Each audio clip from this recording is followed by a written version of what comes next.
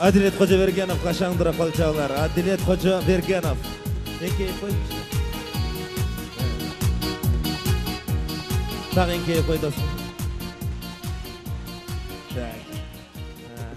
Şimdi pakulan kılıp koy. Adilet Kocabергенов. Tak, emi kelip verit dostum. Em hurmat tuğanlar, men Adilet Kocabергенов'сын dağı bir tike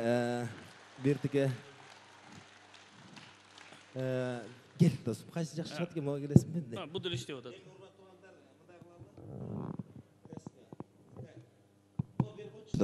Раз, два. Эми, сен фонограмма ордадың бұл? Yok işte oda. Ана бе өшір алдың бұны? Так, эми урмат туғандар, бүгін өзіңіздер жақсы білесіздер, Адилеттің көп таланты бар. Мен ошоға дағы бір тіке баяғы ел билгisi келет деген передача бар ғой. Мен ошол передачаны улай кетейін. Ел билгisi келет атты передачабызда азыр мен жанында Өмүрбек Черкешевич Текебаев турат деп элестетериңиздер. Хуш келипсиз. Рахмат.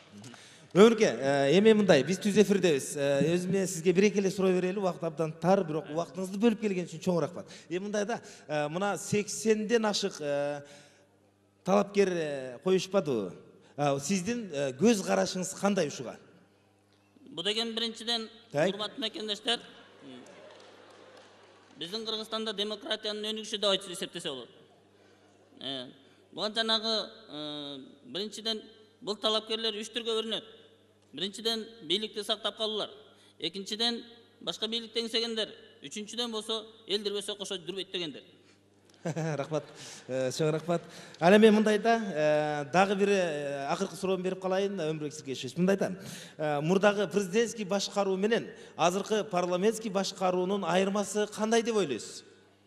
Президенттик башкарууда бир адам жечи. Азыр болсо чогуу. Чогуу жейсиздер. Буйрса. Жок, сиз да жейсиз буйрса. Эми албетте ашка карап отурган туура эмес. Жок, аш болсун, албетте жесеңиздер эл үчүн жеп атасыздар деп ойлойлу. Анда эмесе, урматтуу туугандар, биздин убактыбыз абдан тар үчүн Өмүрбек Черкешевичти жөнөттүк дагы, ордуна Нурлан Мотуев агайыбызды чакырдык эле. Хуш келипсиз, Нурлан Мотуев. Рахмат. Эми Нуке, сизди көргөндө биз бир күлкүнү жакшы бир мындай элестетебиз. Сизге эки эле суроо. Сиз былтырда кандидатураңызды койдуңуз эле.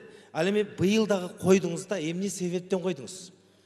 Мен коймоктор эмесмин. Мен койгон себебим мындай болот. Себеби мына ora келдим бар чыгып атканда элге бир лидер керек. Ошон үчүн мен керектүү учурда элме жатып албай иштеп берейин деген. Ошол себептен койгом. Былтырда койгом, билесиңер. Кудайга шүгүр голос алгам, аны эсептеп беришим айткан эмесмин. Рахмат. Дагы акыркы суроону берип калалы. Мындайда, эмне үчүн быйыл кандидатураңызды койдуңуз да анан кайра алып салдыңыз? Эми урматтуу туугандар, жогору жактан кызым болду кандай? Эми өзү кымда жумгал болсо ошондон эки кандидат чыгып алса уят да.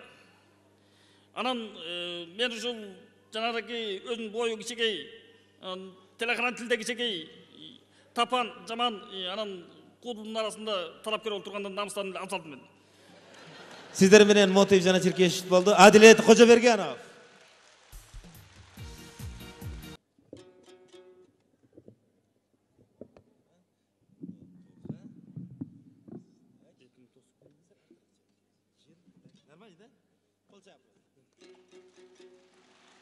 Рахмат. Бир күнү карагара ошка кемпирин сынап, үйүнө жатып алып мындай дептир дейт. Ай кемпир, мен өлсөм, аныңа чейин ыйлай көр. Анан жашсың, ылдыйкы кошунага тийип ал деген экен дейт. Анда кемпири байкуш абышкасына боороруп мынтип айтат дейт. Балекеттин андайын куураган чал десе, сен айтпасаң деле ойлоп жүрөм аны дептир. Баягы абышкасы бир күнү дагы кемпирин сынайт имиш. Абышка, кемпир, менде сен менен жашаган арман деле калган жок. Жана эки бала өзүмкү, экөөндө шегим жок. Жана мылжыңдаган кичинекей сары кимки, ушуну билейин армандабай кетейин айтчы деген экен. Кемпир байкуш чынын айтат дейт кебелбей. Балекеттин адайын куураган чал, жана ошо мылжыңдаган сары өзүңкү, экөөндө кошулма бар деген экен дейт. Асанкул Шаршенов бир күнү базарга чыгып алып тумак сатыптыр дейт. Норка тумак ким алат, норка тумак ким алат деп. Анан бирөө келип тумагын алып кетиптир, үйүнө барып караса иттин тумагы экен дейт, иттин терисине тигилген. Анан баягы Асанкулга барсаң өзүң сыйлайт, а киши тумагыңды алат дагы акчаңды кайра берет деген экен. Барып алып айткан экен, Асаке сизди кесипке жасам, элдин баарына айтам. Сиз мени алдапсыз, мунуңуз иттин терисинен тигилген тумак экен. Кел акчамды анда Асанкул кебелбейт дейт. Ай итимдин аты Норкада деп.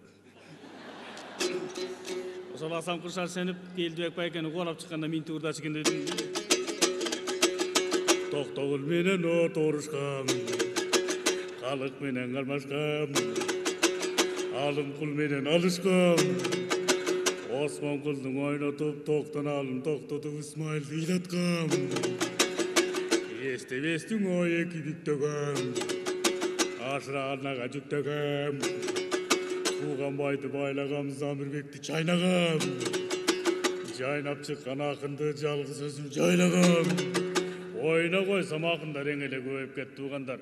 Бирок ошонсо да акындарыбыздын арасында эң эле күчтүүсү, өңдү түстүүсү, көпчүлүккө түттүүсү Замирбегиним. Элиңдин келип көңүлүн ачсаң андасам кең. Асакем бизди көргөндө эле ушинтип кыз келиндерди көргөндө бизге тамашалап ырдап калат. Эми Асакем сөзүнө жооп кылып атам айтыштарынан үзүндү айтып берейин. Баа үйдө отурган жаш карды Токон маркасынан кошо чыктык. Асканын башында чурулдап баш жеп аткан кыз келинди карай Токон мындай да ырдап турду.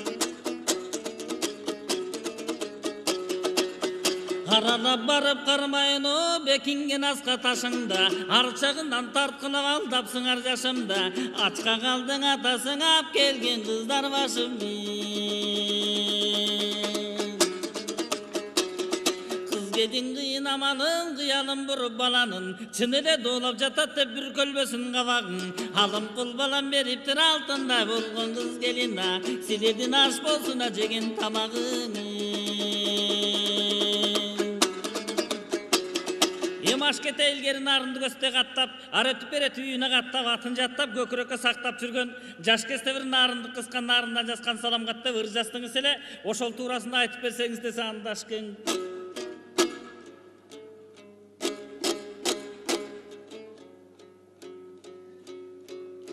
Адым кыздын той бадасы, адашан айтканда сөзүн той карачы. Taqtapda janda жүргөн чымчы тапканда сөзүн карачы.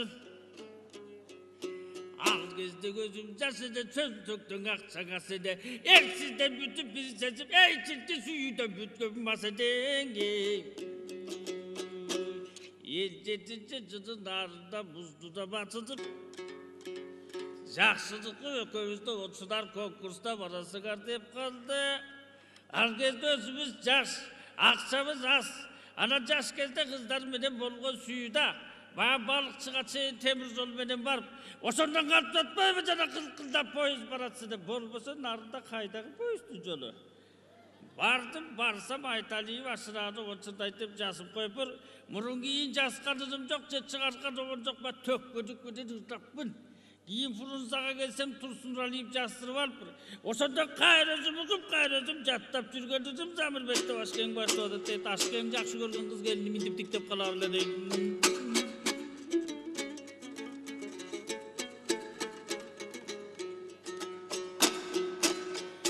Жас эдек шайыр шаттанган.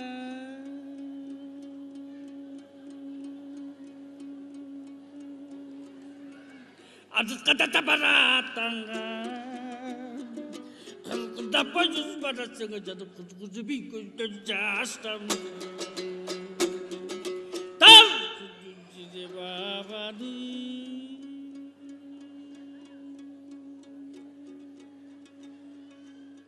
ұчына да жетмей сананы. Бадар-бадар қыз жақтамай жадып артым деңгей бұдам қарады. Елеске отырбасам да,